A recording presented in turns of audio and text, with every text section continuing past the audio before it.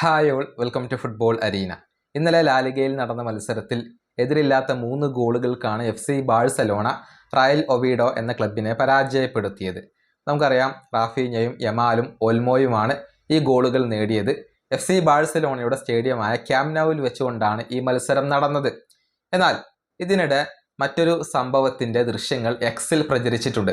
അതായത് കനത്ത മഴയിലായിരുന്നു ഇന്നലത്തെ മത്സരം നടന്നത്.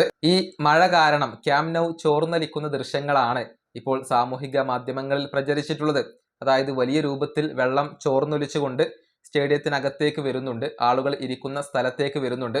പിന്നീട് ആളുകൾ അവിടെ നിന്നും വെക്കേറ്റ് ചെയ്യുകയാണ് ചെയ്യുന്നത്. ഈ വിഷയത്തിൽ ബാഴ്സലോണയുടെ പ്രസിഡന്റായ ലാപോർട്ടയോട് മാധ്യമപ്രവർത്തകർ ചോദിച്ചിരുന്നു. അപ്പോൾ അദ്ദേഹം പറഞ്ഞത്, പണി ഇപ്പോഴും നടന്നുകൊണ്ടിരിക്കുകയാണ്, അതിൻ്റെ ഒരു പ്രശ്നങ്ങളാണ് ഇതൊക്കെ എന്നാണ് ലാപോർട്ട പറഞ്ഞിട്ടുള്ളത്. അദ്ദേഹത്തിൻ്റെ വാക്കുകൾ ഇങ്ങനെയാണ്: സ്റ്റേഡിയത്തിൻ്റെ പണി ഇപ്പോഴും നടന്നുകൊണ്ടിരിക്കുകയാണ്. തീർച്ചയായും പ്രശ്നങ്ങൾ ഉണ്ടെങ്കിൽ അത് പരിഹരിക്കുക തന്നെ ചെയ്യും. ഒരു ദിവസം കഴിയും തോറും നമുക്ക് പുരോഗതി കാണാൻ കഴിയുന്നുണ്ട്.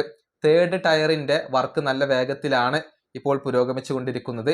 ഇൻറ്റീരിയർ വർക്കുകളും നടന്നുകൊണ്ടിരിക്കുന്നുണ്ട്. എല്ലാം പ്ലാനുകൾക്ക് അനുസരിച്ചുകൊണ്ട് തന്നെയാണ് നടന്നു പോകുന്നത്. പ്രശ്നങ്ങൾ ഉണ്ടെങ്കിൽ അത് പരിഹരിക്കുക തന്നെ ചെയ്യും. ഇതാണ് ലാപോർട്ട നൽകിയ ഒരു വിശദീകരണം. ആ ഒരു ലീക്കിനെ കുറിച്ച് കൂടുതൽ അദ്ദേഹം സംസാരിച്ചിട്ടില്ല, പക്ഷെ അത് പരിഹരിക്കും എന്ന ഒരു ഉറപ്പ് അദ്ദേഹം നൽകിയിട്ടുണ്ട്. ഏതായാലും ക്യാമ്പ് നൗവിൻ്റെ ആ ഒരു വർക്ക് ഇപ്പോഴും പുരോഗമിച്ചു കൊണ്ടിരിക്കുകയാണ്. ഒഫീഷ്യലായിട്ടുള്ള ഉദ്ഘാടനം ഇതുവരെ പൂർത്തിയായിട്ടില്ല.